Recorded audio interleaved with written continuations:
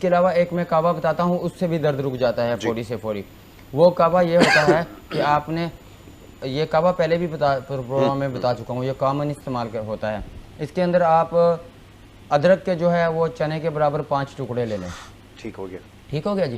اس میں آپ 5 چھوٹی الائچی ملا لیں، 5 پودینے کے پتے ملا لیں. ان کو آپ 10-10 بھی ترتیب سے کے حساب سے کر سکتے ہیں. ٹھیک ہے. اس کے اندر آپ سونف کا آدھا چمچ ملا لیں.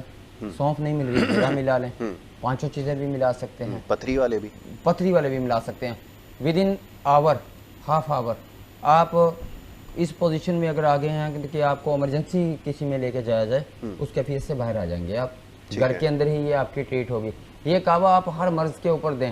جو میرا پروگرام سن رہے ہیں میدے کے پیشنٹ، جو میدے کے لیے مجھ سے کالیں کر رہے ہیں، وہ یہ کعبہ استعمال کریں. ان کے لیے بہت زبردست، رائزک نہیں لینی پڑے گی آپ کو، یہ کام کر جائے گا. ریپیٹ کر دوں دوبارہ سے.